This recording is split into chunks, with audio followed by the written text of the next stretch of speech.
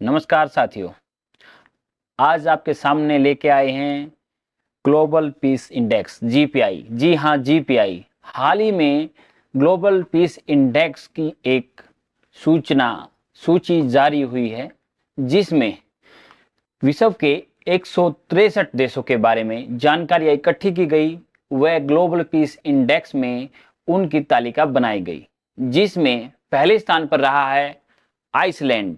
वह भारत की दयनीय स्थिति रही है इसमें, क्योंकि भारत की रैंक आई है 126। बल्कि हमारे नजदीकी देश, छोटा सा देश जिसका नाम है भूटान, उसने कमाल दिखाते हुए 19वां स्थान प्राप्त किया है। ये जो लिस्ट है कौन जारी करता है और उसमें क्या क्या चीजें देखी जाती हैं जिससे ये तालिका बनती है, तो उसकी सूचना आपसे आज हम शेयर करेंगे। वह उसके बारे में सोचेंगे क्यों भारत इस सूची में भी पीछे है, उसके क्या कारण हैं और उसको हम कैसे सुधार ला सकते हैं। तो आपको बता दें, ये सूचना जो जारी की जाती है, जो तालिका बनाई जाती है, वो बनाई जाती है आईईपी। ये आईईपी क्या है? The institute for economics and peace. जी हाँ, व्यापार के लिए शांति भी जरूरी है। शांति बनाए रखना लोगों के लिए, उनके रहन सहन के लिए, वहां के विकास के लिए जरूरी है, तो व्यापार के लिए भी जरूरी है। क्योंकि किसी आतंकवादी देश से हम व्यापार नहीं कर सकते, वहां पर बदलाव राजनीतिक दिशा में भी होते रहते हैं। तो इस बारे में आतंकवाद भी एक मेन मुद्दा रहता है।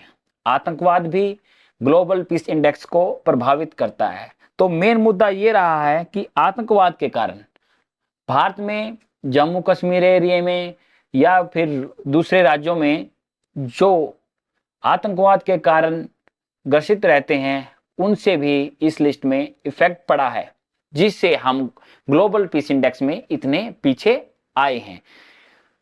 जम्मू कश्मीर में, नक्सल एरिया में जो जिस तरह की गतिविधियां होती हैं, उनमें व्यापार तो प्रभावित रहता ही है। जम्मू कश्मीर में धारा 370 हटने के बाद काफी सुधार आया है और भविष्य में भी वो शांति और व्यापार में काफी सुधार आने की उम्मीद है। हमारा दूसरा मुद्दा है सामर्थ्य और विकास के अभाव। जी हाँ, अगर किसी देश में विकास के अभाव हैं तो वहां पर शांति नहीं हो सकती और वहां व्यापार भी नहीं हो सकता। तो ये भी एक इफेक्ट डालता है।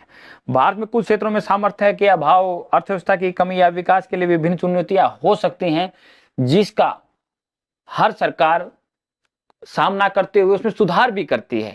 पिछले काफी सालों से हमारे देश की अर्थव्यवस्था में सुधार होता आया है और हम काफी मजबूत हुए हैं। सामाजिक विवाद। जी हाँ, सामाजिक विवाद भी किसी देश में शांति बनाए रखने में, मेन उद्देश्य को पूरा करने में अहम योगदान रखते हैं। तो सामाजिक विवाद, भारत में भी काफी सामाजिक विवाद होते रहते हैं, जैसे हिंदू मुस्लिम के कह सकते हैं या किसी अक्षेत्रवाद को लेकर कह सकते हैं। तो लेकिन पिछले काफी सालों से भी इसमें भी लोगों में जागरूकता आने के कारण काफी सुधार हो रहा है। तो वैश्विक शांति सूचकांक में बेसिकली आतंकवाद, सामर्थ्य और विकास के अभाव व सामाजिक विवाद, ये तीनों मेन मुख्य हिस्सेदारी रखते हैं उसमें ऊपर आने के लिए। इसमें मेरा एक मानना है, चौथा पॉइंट मैं अपनी तरफ से देना चाहूंगा, भारत एक विशाल देश है। यह जनसंख्या के मामले में विश्व का नंबर 1 देश है। यहां पर कन्याकुमारी से लेकर रामेश्वरम तक और बंगाल से लेकर गुजरात तक विभिन्न संप्रदाय रहते हैं। लोगों की भाषाओं में भी फर्क है और लोगों के रहन सहन में भी फर्क है। लेकिन इन सभी परिस्थितियां होते हुए भी भारत अपनी अर्थव्यवस्था को मजबूत करने में लगा हुआ है, वह शांति बनाए रखने में भी अग्रसर है। अगर इतने लोगों की पॉपुलेशन को या इतने लोगों के क्षेत्र को देखें तो आइसलैंड इतना बड़ा नहीं है, ना उसकी पॉपुलेशन है, तो उसको भी मेंटेन रखना आसान है, इसलिए वह पहले स्थान पर आया है। तो यूरोप की ज्यादातर कंट्रियां इसमें हैं, वो इसी कारण से है क्योंकि वहां पॉपुलेशन कम है, वहां पर सिविल कोड भी है। यहां पर अलग धर्म, अलग संप्रदाय के लिए अलग कानून व सुविधा अनुसार उन्हें रियायतें दी गई हैं।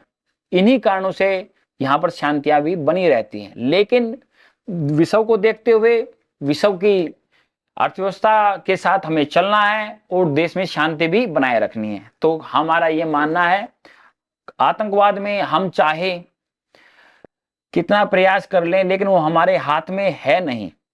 लेकिन एक सामाजिक विवाद, हम सामाजिक विवाद को तो समाप्त कर ही सकते हैं, नस्ल भेद को, धर्म को और जातियों को छोड़कर। धन्यवाद।